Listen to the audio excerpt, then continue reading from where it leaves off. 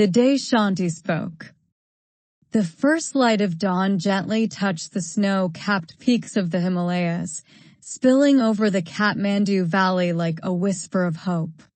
Rajan Kerala, a 32-year-old computer engineer, stirred from a fitful sleep, the weight of the world heavy on his chest.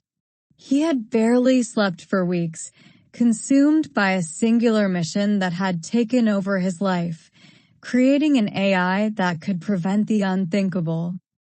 Tensions between Nepal and India had reached a breaking point.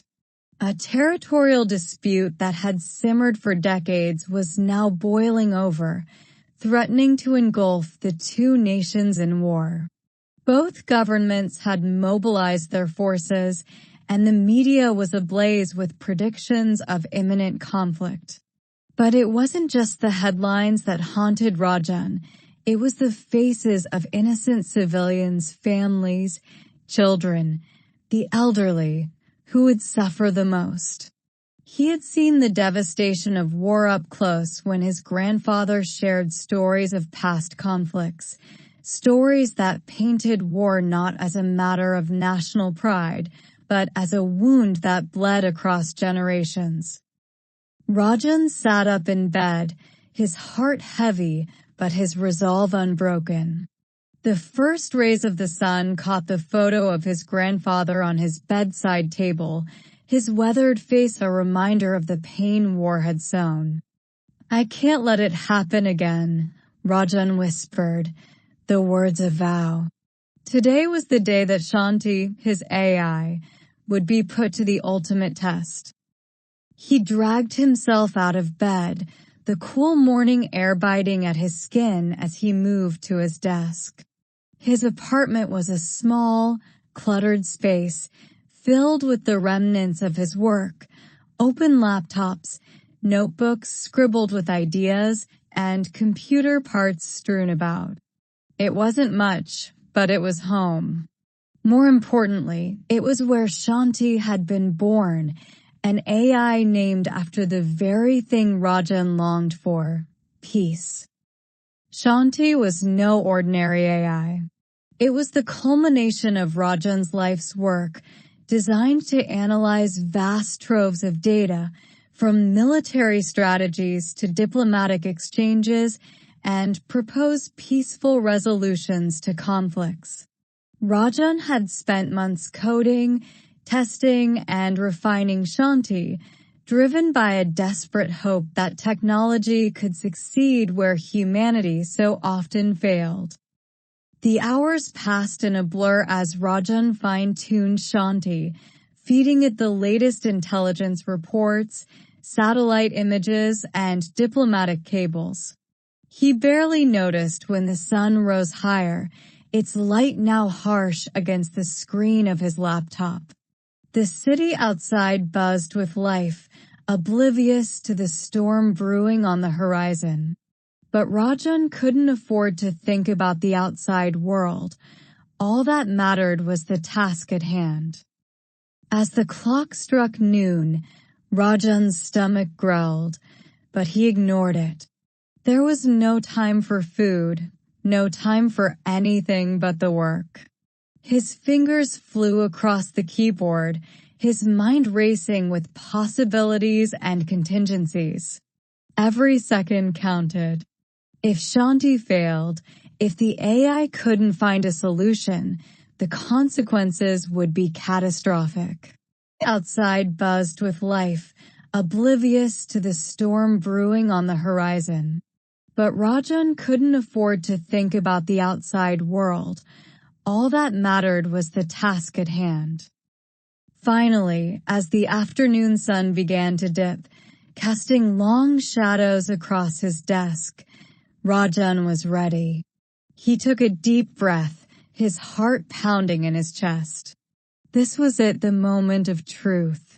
He initiated the final sequence, and Shanti sprang to life, its algorithms churning through the data with an efficiency only a machine could achieve. The room was silent except for the soft hum of the computer. Rajan watched the screen with bated breath, his mind filled with a cacophony of hopes, fears, and prayers. And then, after what felt like an eternity, Shanti began to generate its recommendations. The AI outlined a series of strategies: diplomatic outreach, economic incentives, confidence-building measures, and a phased withdrawal of troops. Shanti's suggestions were precise, logical, and most importantly, they offered a path to de-escalation. Rajan stared at the screen, his eyes filling with tears. It was possible. Peace was possible. But Rajan knew that his work wasn't done. The AI's recommendations were only as good as the willingness of the leaders to act on them. And in the world of politics, logic and reason were often overshadowed by ego and pride. He had to find a way to get Shanti's findings into the hands of those who could make a difference, and fast. Rajan compiled the data into a comprehensive report detailing each of Shanti's suggestions with painstaking care. He crafted his words carefully, balancing technical accuracy with the urgency of the situation. It wasn't just a report, it was a plea for sanity, for compassion, for peace.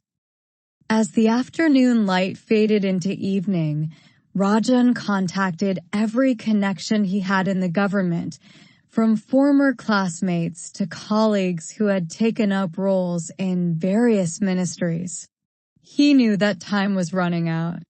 After what felt like hours of waiting, his phone buzzed, a message from one of his contacts. A high-level official had agreed to meet with him. Rajan rushed to the government building, his heart pounding with a mixture of fear and hope.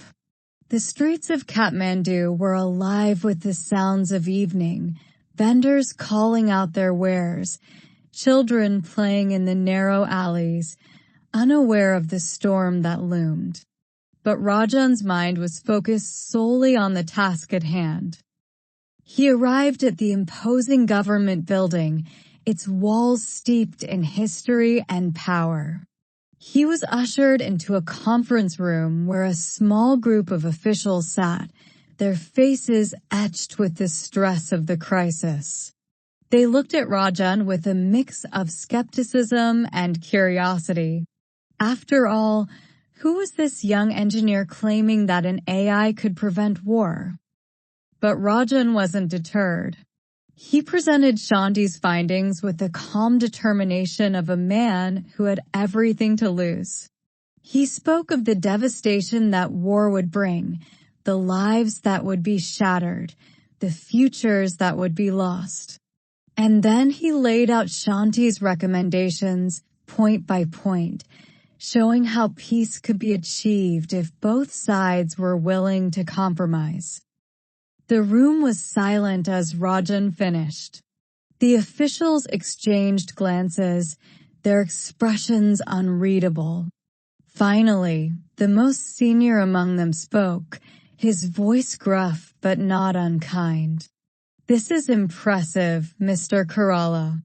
We will consider it." Rajan felt a wave of relief wash over him, but he knew better than to get his hopes up. He had done everything he could, but the decision was now out of his hands.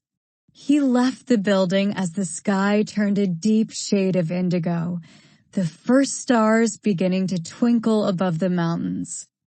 As he walked back home, the weight of the day began to settle on Rajan's shoulders.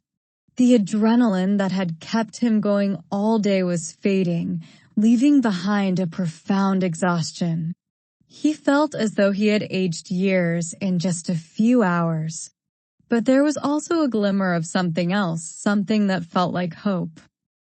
When he finally arrived at his apartment, the smell of dal bhat greeted him, warm and comforting. His mother had prepared dinner, and his father was already seated at the table, waiting for him. Rajan hadn't told them the full extent of what he was working on, They knew he was involved in something important, but he had kept the details vague to spare them the worry. As they sat down to eat, Rajan couldn't help but feel a deep sense of gratitude for this moment of normalcy. The world outside might be on the brink of disaster, but here, in this small room, there was peace. His mother served him a generous portion, her eyes filled with concern as she noticed the tired lines on his face. "Rajan, you must eat," she urged gently. "You've been working too hard." He nodded, unable to muster more than a tired smile. The food was simple, but it was a comfort, a reminder of what was at stake. Every bite was a promise he made to himself, to do everything in his power to protect this peace, this home, this life. As they ate in near silence, Rajan's thoughts drifted back to Shanti, to the officials who now held the fate of nations in their hands. He wondered what they would decide, whether they would choose the path of peace or succumb to the drums of war. The uncertainty gnawed at him, but there was nothing more he could do tonight. Just as they finished dinner, Rajan's phone buzzed on the table. His heart skipped a beat as he picked it up, his hands trembling. The message was short, but it carried the weight of the world. The governments of Nepal and India have agreed to initiate the steps recommended by Shanti. Peace talks are scheduled. Rajan's breath caught in his throat, a wave of emotion crashing over him. Tears welled up in his eyes as he looked at his parents, who were watching him with anxious expressions. For a moment, he couldn't speak, couldn't find the words to express the magnitude of what had just happened. Finally, he managed to whisper. They listened. "There's going to be peace." That night, as he lay in bed, Rajan stared out at the stars through his window, his heart full. He knew the road ahead would still be difficult, that peace was a fragile thing that needed to be nurtured and protected. But for now, he allowed himself to rest, knowing that today, in some small way, he had made a difference. And as he drifted off to sleep, he could almost hear the soft, reassuring voice of Shanti, a voice of peace that had, for one day at least, spoken louder than the call of war.